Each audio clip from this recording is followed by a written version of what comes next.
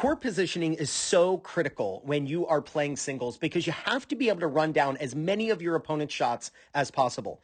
One of the ways you know where to stand is something called inside ground strokes versus outside ground strokes. And you're going to learn exactly what that means and how to use it to your advantage in this video.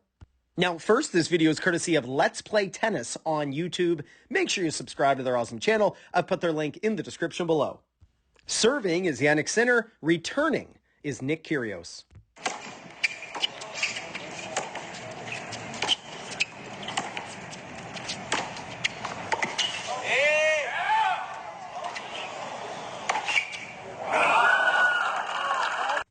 The first idea I want to show you is that the pros rarely stand in the middle of the court. They rarely stand. You can see that. They rarely stand in the middle of the court. Like, let's take Sinner right here. Sinner is not in the middle of the court. Oops, sorry. Hold on. Let me get a tool. There we go. He's not back there. He's on the left half of the court. Why? Because his goal is not to stand in the middle of the court. His goal is to stand in the middle of where Kyrgios can hit the ball. Kyrgios can hit a cross-court backhand off the court, and he can hit down the line. So Sinner wants to bisect those two directions. You want to stand in the middle of where your opponent can hit the ball. But that's just part of the story. What we also want to pay attention to is our opponent hitting an inside ground stroke versus an outside ground stroke so we can fine-tune where we stand. Let me show you what I mean. Kyrgios right now is hitting what is called an outside ground stroke. An outside ground stroke is the ground stroke toward, just like the name, toward the outside of the court. So for Kyrgios, that's his backhand, but it really has nothing to do with backhand or forehand, because that's determined if the person is left-handed or right-handed or if they're on the add or do side. That doesn't matter. It simply is the ground stroke toward the outside of the court or is the ground stroke toward the inside of the court, outside versus inside. Because Kyrgios is hitting an outside ground stroke, that helps determine where Sinner is going to split step. So I'm going to put a line right on the outside of Sinner's right foot. That shows us throughout this point where he positioned himself when Kyrgios was hitting an outside ground stroke. If we look at the very next shot, here, Kyrgios is hitting an inside ground stroke. Inside ground strokes help us fine-tune where to split step. And you'll notice Sinner actually has his left foot where his right foot was when it was an outside ground stroke. We have to determine whether our opponent is hitting an outside ground stroke or an inside ground stroke. And when it's an outside ground stroke, expect the ball to go cross court. When it's an inside ground stroke right here, you can expect more of a ball being blasted really fast down the line.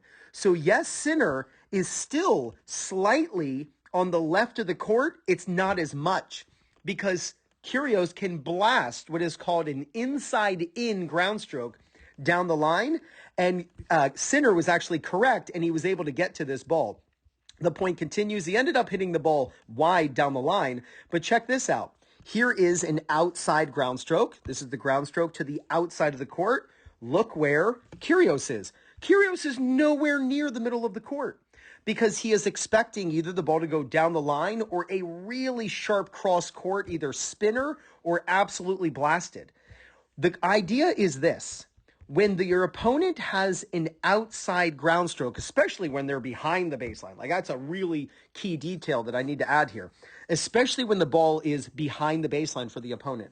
When they are hitting an outside ground stroke, really expect that ball to go cross court and sharp cross court. So position yourself accordingly.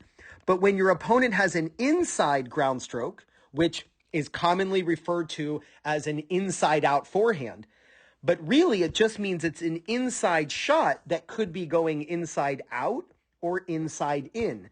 So you want to position yourself a little bit more toward the center in this scenario so that when they rip it up the line, you're able to get the ball. Now, if you want to learn how to win more singles matches, then I invite you to check out the New Rules of Singles. It's a brand new online solution from Will Hamilton over at Fuzzy Yellow Balls, where he's teamed up with Craig O'Shaughnessy, the leading stats guy in the world when it comes to what is working on the pro tours, what isn't working, and how you, the recreational tennis player, can use this info to help you win more matches.